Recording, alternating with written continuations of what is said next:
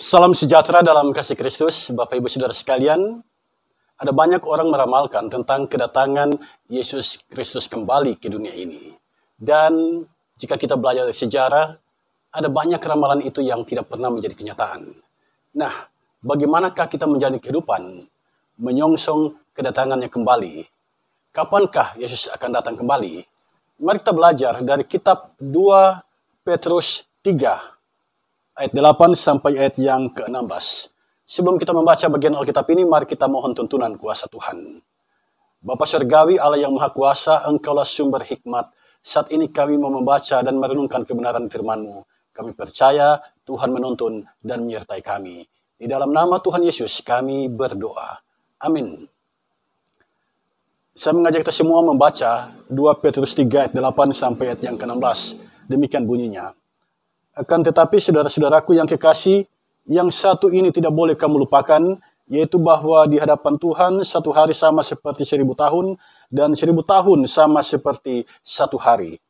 Tuhan tidak lalai menepati janjinya, sekalipun ada orang yang menganggapnya sebagai kelalaian, tetapi ia sabar terhadap kamu, karena ia menghendaki supaya jangan ada yang binasa, melainkan supaya semua orang berbalik dan bertobat. Tetapi hari Tuhan akan tiba seperti pencuri. Pada hari itu langit akan lenyap dengan gemuruh yang dahsyat, dan unsur-unsur dunia akan hangus dalam nyala api, dan bumi dan segala yang ada di atasnya akan hilang lenyap. Jadi, jika segala sesuatu ini akan hancur secara demikian, betapa suci dan salehnya kamu harus hidup, yaitu kamu yang menantikan dan mempercepat kedatangan hari Allah. Pada hari itu langit akan binasa dalam api, dan unsur-unsur dunia akan hancur karena nyalanya. Tetapi sesuai dengan janjinya, kita menantikan langit yang baru dan bumi yang baru di mana terdapat kebenaran. Sebab itu saudara-saudaraku yang kekasih, sambil menantikan semuanya ini, kamu harus berusaha supaya kamu kedapatan tak bercacat dan tak bernoda di hadapannya dalam perdamaian dengan Dia. Anggaplah kesabaran Tuhan kita sebagai kesempatan bagimu untuk beroleh selamat. Seperti juga Paulus, saudara kita yang kekasih, telah menulis kepadamu menurut hikmat yang dikaruniakan kepadanya. Hal itu dibuatnya dalam semua suratnya.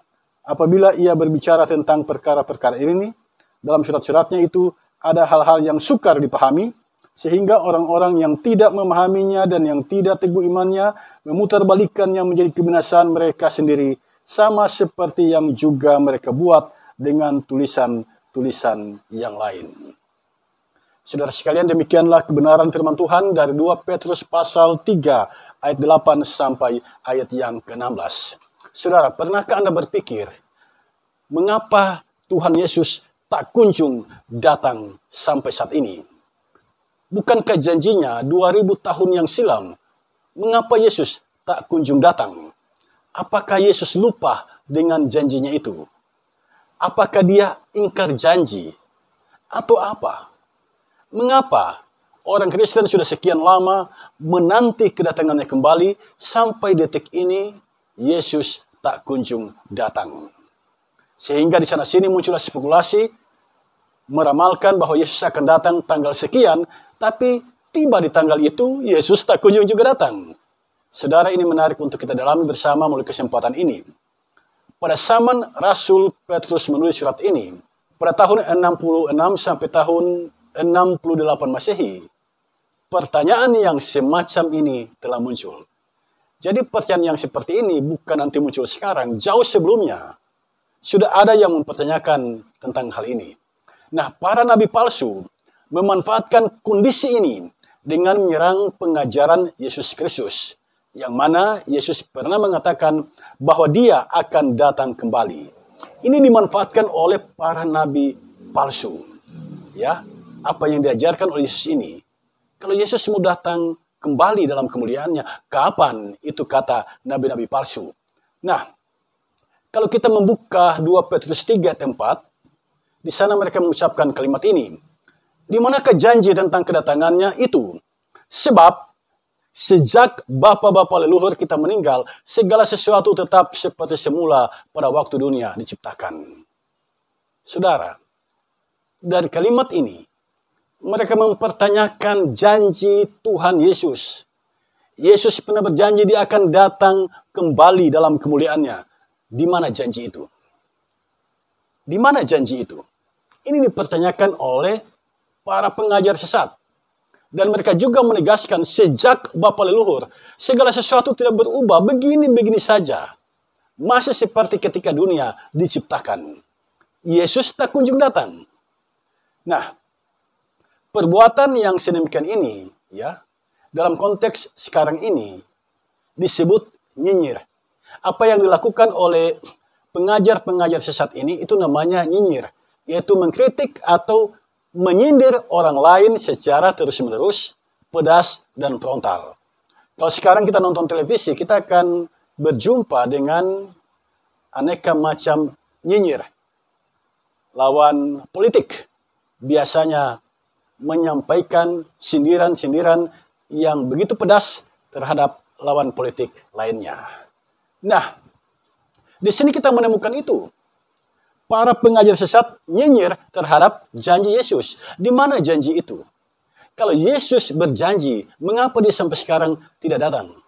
Di mana janjinya itu? Apakah Yesus lupa dengan janjinya? Saudara, mereka menertawakan orang Kristen yang berpegang pada keyakinan bahwa Yesus akan datang kembali dalam kemuliaannya. Nah, menghadapi para pengajar sesat ini, Rasul Petrus memberikan peringatan dan pengajaran kepada jemaat. Yang pertama, Rasul Petrus mengucapkan kalimat ini, di hadapan Tuhan, 1 hari sama seperti 1000 tahun. 1000 tahun sama seperti 1 hari. Apakah Anda mengerti maksud dari kalimat ini? Kalimat ini sesungguhnya mau menjawab pertanyaan, kapan harinya Yesus mau datang? Kapan harinya? Ini sudah lama sekali. Mengapa Yesus tak kunjung datang? Manusia merasa kalau dia sudah hidup, ya, dalam rentang waktu yang lama. Manusia, pada umumnya manusia di planet bumi ini memandang bahwa 1000 tahun itu waktu yang lama, ya, 1000 tahun. Nah, Yesus beberapa tahun setelah kenaikannya ke surga tidak kunjung datang. Karena itu banyak orang berpikir Tuhan lupa pada janjinya karena sekian tahun sudah berlalu Yesus tak kunjung datang. Nah, Rasul Petrus dengan kalimat ini, ya, dengan kalimat di hadapan Tuhan 1 hari sama seperti 1000 tahun dan 1000 tahun sama seperti 1 hari. Dengan kalimat ini Petrus sesungguhnya mengingatkan jemaat bahwa Tuhan itu kekal, manusia itu fana. Tuhan itu kekal, tidak berbatas waktu. Sementara manusia ini fana. Dia hidup dalam batas waktu tertentu. Dalam rentang waktu tertentu. Nah, jangan kita mengukur waktunya Tuhan dengan waktunya kita. Waktu kita itu terbatas. Nah, jangan kita mengukur hari yang ditentukan oleh Tuhan sama seperti kita menentukan hari. Karena Tuhan itu abadi, Tuhan itu kekal. Sementara kita ini terbatas. Kita hidup dalam rentang waktu tertentu. Jadi Petrus sesungguhnya mau mengajarkan kepada kita bahwa Tuhan melihat kapan dia datang itu dari kekekalannya. Sedangkan manusia melihat dari kefanaannya. Jadi apa yang dirancang oleh Tuhan soal waktu kedatangan Tuhan itu berbeda dengan apa yang manusia pikirkan. Nah, di sini tidak ketemu. Karena itu biarkan itu menjadi rahasia Tuhan. Dan kita tidak usah mencari tahu apa yang menjadi kewenangan Tuhan. Yang kedua, Tuhan tidak lalai menepati janjinya. Itu pengajaran yang kedua dalam ayat yang ke-9. Tuhan bukanlah Tuhan yang ingkar janji. Tuhan itu bukan manusia yang gampang ingkar janji. Tuhan itu setia sampai akhir. Tuhan itu adalah Tuhan yang benar-benar berpegang pada janjinya. Tuhan pasti menepati janjinya. Ada satu kata yang menarik dalam ayat 9 dan ayat yang ke-15, yaitu kata sabar dan kesabaran. Tuhan belum datang karena dia sabar terhadap jemaat. Tuhan belum datang, itu merupakan kesabarannya. Sebab jika dia datang, masih ada yang belum bertobat. Itu berarti jika dia datang di saat itu, banyak yang tidak selamat. Nah, Tuhan tidak menghendaki itu terjadi. Sebab rancangan Tuhan bagi kita adalah rancangan keselamatan, rancangan kebaikan bagi kita. Jadi jika Tuhan belum kunjung datang, itu sesungguhnya adalah belas kasihan Tuhan, memberikan kesempatan kepada kita agar kita berbalik dan bertobat. Yang ketiga, hari kedatangan Tuhan disebutkan dalam ayat yang ke-10, itu seperti pencuri. Dia tiba seperti pencuri. Tidak ada pencuri yang memberitahu kapan dia datang. Tuhan pun tidak memberitahu kapan dia datang. Kapan dia datang kembali ke dunia ini sebagai hakim dan raja. Nah, hari kedatangannya itu sangat rahasia. Begitu rahasianya hari kedatangan ini, dalam Markus pasal 13 ayat 32, Yesus mengucapkan kalimat ini. Tetapi tentang hari atau saat itu tidak seorang pun yang tahu. Malaikat-malaikat di sorga tidak. Dan anak pun tidak. Hanya Bapa saja. Itu yang ketiga. Bahwa hari kedatangan Tuhan itu datang dengan tiba-tiba. Dan itu rahasia Tuhan. Yang keempat. Saat Yesus datang, dunia fana ini akan berakhir. Ini adalah saat di mana Tuhan akan membersihkan bumi ini dari kejahatan dan menyelamatkan umatnya yang setia. Karena itu, Rasul Petrus mendorong jemaat untuk mengupayakan hidup yang suci dan saleh supaya kita kedapatan tak bercacat dan bernoda di hadapannya. Coba perhatikan bacaan kita saat ini, ya. Di dalam ayat yang ke-11.